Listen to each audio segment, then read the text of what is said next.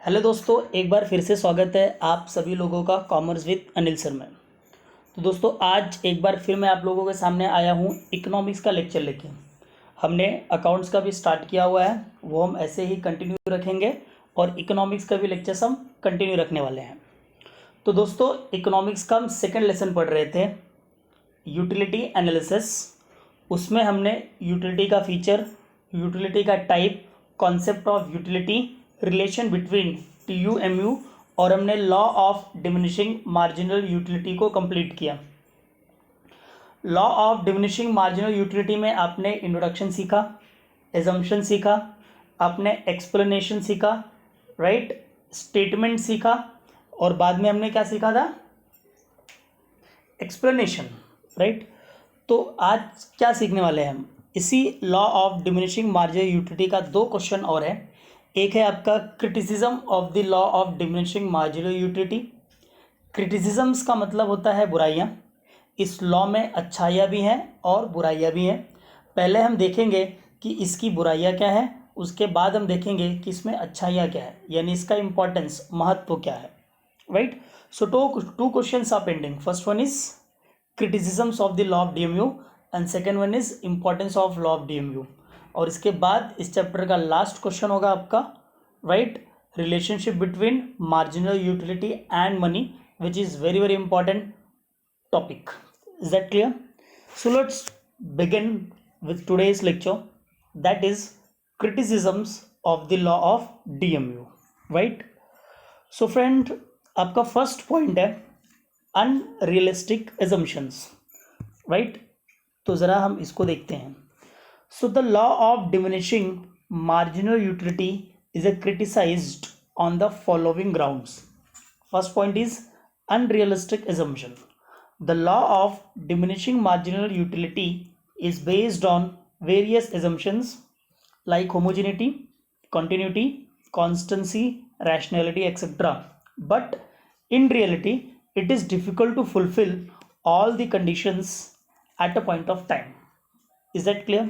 तो critics ने क्या बोला कि the law of DMU जो assumptions ले रहा है ये सारे के सारे unrealistic है।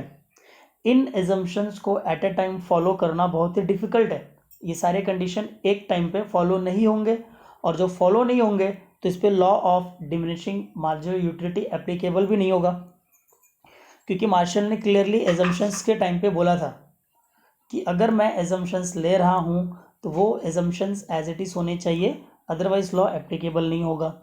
तो क्रिटिक्स ने वही बोला कि इसके जो एजम्पशंस है, ठीक है भाई आपने एजम्पशंस ले लिया बट उनको फुलफिल करना बड़ा डिफिकल्ट है, reason they are unrealistic in nature. Is it clear? Next point की तरफ हम बढ़ते हैं दोस्तों। नेक्स्ट पॉइंट है आपका कार्डिनल मेजरमेंट। तो दोस्तों मैंने आपको बताया था कि कार्डिनल मेजरमेंट का मतलब होता है नंबर में मेजर करना। हमने सीखा था, हम ऐसा एज्यूम करते हैं कि यूटिलिटी को हम नंबर में मेजर कर रहे हैं ताकि हम कंपैरिजन कर सके, कुछ ऐड कर सके, सब्सट्रैक्शन कर सके और हम एक तरह से यूटिलिटी को प्रेजेंट कर सकें। बट दोस्तों ये भी एक तरीके से बोला जाए तो ये भी एक अनरियलिस्टिक एजम्पशन ही हुआ ना, क्योंकि आप यूटिलिटी को एक्सप्रेस कैसे कर रहे हो, कार्डिनली, यानी उसको एडेड कर सकते हो, कंपेयर कर सकते हो, प्रेजेंट कर सकते हो शेड्यूल के थ्रू। लेकिन रियलिटी में जो मेजरमेंट है यूटिलिटी का वो पॉसिबल होता नहीं है। इसके पीछे का रीज़न, बिकॉज ये एक साइकोलॉजिकल कॉन्सेप्ट है। Is it clear? तो ये सेकंड बुराई थी लॉ ऑफ डीएमयू की। इसके बाद में बोला गया इनडिविजिबल गुड्स। इनडिविजिबल गुड्स का मतलब ऐसे गुड्स जिसको हम डिवाइड नहीं कर सकते, यानी कुछ गुड्स ऐसे होते हैं जिसमें डिविजिबिलिटी ये फीचर नहीं होता है, लाइक रेफ्रिजरेटर। अब आप रेफ्रिजरेटर को डिवाइड कर सकते हो क्या? नहीं। आप कार को डिवाइड कर सकते हो क्या? नहीं। आप टीवी को डिवाइड कर सकते हो क्या? नहीं।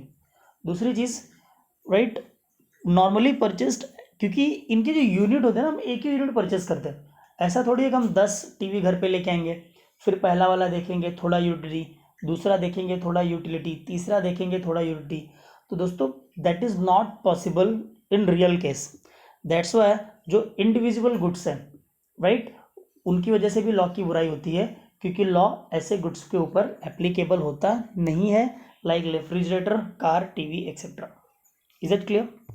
Move on the next point, that is constant marginal utility for money. दोस्तों ये कांस्टेंट लिखा हुआ है, आप एडजस्ट कर लीजिएगा, right. Constant marginal utility for money. देखो लॉ एज्यूम क्या करता है कि जो हमारी यूटिलिटी हो के पैसे के लिए वो क्या होनी चाहिए, कांस्टेंट होनी चाहिए। लेकिन क्रिटिक्स ये आर्ग्यू करते हैं जो एमयू होती है मनी की वो डिफर होती है पर्सन टू पर्सन डिफर होती है और it influence by changes in the price and stock of money. क्योंकि पैसे की जो यूटिलिटी होती है मार्जिनल यूटिलिटी वो कभी कांस्टेंट नहीं होती है। लॉ एज्यूम क्या करता है, कांस्टेंट होनी चाहिए। लेकिन जो क्रिटिक्स है वो क्या कह रहे हैं कि भाई मनी का जो मार्जिनल यूटिलिटी है that will not never can be a constant, वो एक कभी भी कांस्टेंट नहीं रह सकता। उसके पीछे का रीज़न क्या है, कुछ रीजन है, changes in prices, stock of money, फिर अमीर गरीब आप देख सकते हैं उनमें भी जो पैसे की यूटिलिटी होती है वो कांस्टेंट नहीं होती है। दैट्स वाई ये भी एक अनरियलिस्टिक ही था। उसके बाद में क्या बोला गया last point, single want. The law is restricted to the satisfaction of single want at a point of time, however in reality man has satisfy many wants at the same time. अब law क्या बोलता है कि वो जो आपका satisfaction होता है वो एक टाइम पे सिंगल वांट आपकी सेटिस्फाई होनी चाहिए, जबकि कभी भी कोई भी इंसान है वो एक साथ अपनी ढेर सारी वांट्स को सेटिस्फाई कर सकता है। Is it clear? So that's why law इस पे भी एप्लीकेबल नहीं होगा और ये भी एक लॉ की बुराई है।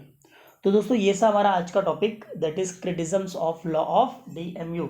बहुत ही छोटा सा क्वेश्चन था, इसको आप डिटेल में पढ़ लेना एक बार, इसको मैंने ज़्यादा डिटेल में समझाया नहीं है। तो दोस्तों देखते रहिएगा आने वाले वीडियोस में। आने वाला जो नेक्स्ट लेक्चर होने वाला है वो होने वाला है आपका importance of law of DMU पे। उसके बाद हम रिलेशनशिप करने वाले हैं लॉ ऑफ यूटिलिटी और प्राइस का। Is it clear? I hope आपको ये लेक्चर समझ में आया रहेगा। तो दोस्तों ज़्यादा से ज़्यादा लोगों तक शेयर कीजिए, मेरे साथ बने रहिए, ठीक है। Thank you. आज का टॉपिक हम यहाँ पे ख़त्म करते हैं।